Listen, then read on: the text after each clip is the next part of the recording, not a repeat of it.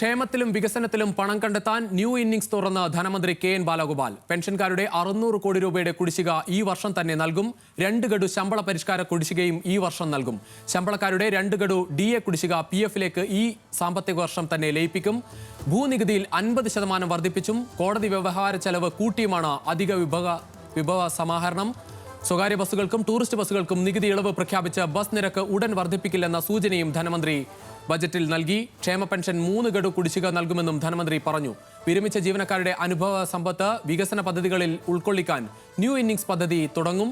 Kochi marine ഡ്രൈവിൽ ഭവന നിർമ്മാണ ബോർഡുമായി ചേർന്ന് 2400 കോടി രൂപ ചെലവഴിച്ച് മറൈൻ ഇക്കോ പദ്ധതി നടപ്പാക്കും.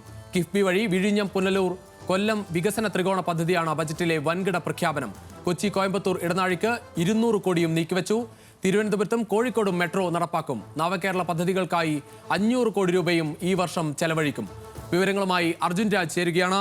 അർജുൻ, സർവ്വതല സ്പർശിയായ ഒരു ബജറ്റ് എന്ന് നേരത്തെ തന്നെ ഒരു സൂചന നൽകിയിരുന്നു, അത് തന്നെ നടത്തുന്നു. പക്ഷേ അതേസമയം ഈ വിഭവ സമാഹരണം, അത് ഭൂനികുതി കൂട്ടിയുള്ള ഒരു വിഭവ സമാഹരണം, അതിനെ വലിയ വിമർശനത്തോടെയാണ് പ്രതിപക്ഷവും കാണുന്നത്. ബജറ്റിൽ എന്തൊക്കെയുണ്ട്?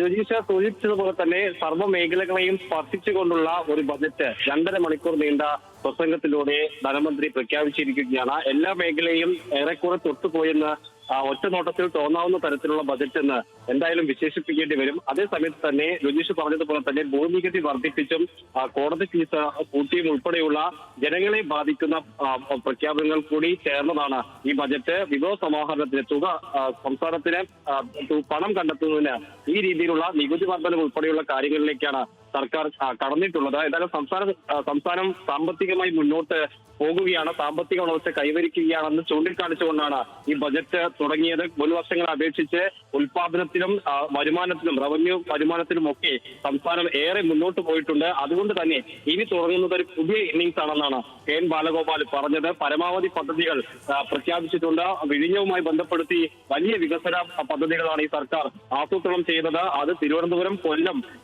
ഉൾപ്പെടെയുള്ള തിരുവനന്തപുരത്തിന് അപ്പുറത്തുള്ള ജില്ലകളെയൊക്കെ സ്പർശിച്ചുകൊണ്ട് പദ്ധതി വിഭാവനം ചെയ്യുന്നുണ്ട്. എന്ന് മാത്രമല്ല, തിരുവനന്തപുരത്ത് ഒരു കേന്ദ്രം മറ്റ് സംസ്ഥാനങ്ങളുമായി ബന്ധപ്പെടുത്തി വിഴിഞ്ഞത്തെ വികസന പദ്ധതികൾ ആസൂത്രണം ചെയ്യുന്ന തരത്തിലേക്ക് പദ്ധതികൾ ആസൂത്രണം ചെയ്യുന്നുണ്ട്. തിരുവനന്തപുരത്ത് അതിനൊരു കേന്ദ്രം സ്ഥാപിക്കും. ആ കേന്ദ്രം വഴി മറ്റ് സംസ്ഥാനങ്ങൾ വികസന പദ്ധതികളുമായി കേരളത്തിലേക്ക് വരാനുള്ള സാധ്യത ഉണ്ട്. അതിനുള്ളൊരു കവാടം കൂടി ഈ ബജറ്റ് തുറന്നിടുന്നുണ്ട്.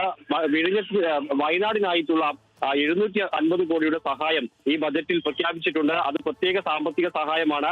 അതിന് പുറമെയുള്ള പുനരധിവാസം സർക്കാരിന്റെയും കേന്ദ്ര സർക്കാരിന്റെയും സ്പോൺസർമാരുടെയും സഹായത്തോടു കൂടിയാണ് നടപ്പാക്കുകയെന്നാണ് ഈ ബജറ്റിൽ പറഞ്ഞിട്ടുള്ളത്. പക്ഷേ ആ തുക മതിയാകാതെ വരികയാണെങ്കിൽ വീണ്ടും പുനരധിവാസത്തിനായി പ്രഖ്യാപനങ്ങളും സർക്കാരിന്റെ ഫണ്ടും വകയിരുത്തുമെന്ന് ഈ ബജറ്റ് പറയുന്നുണ്ട്.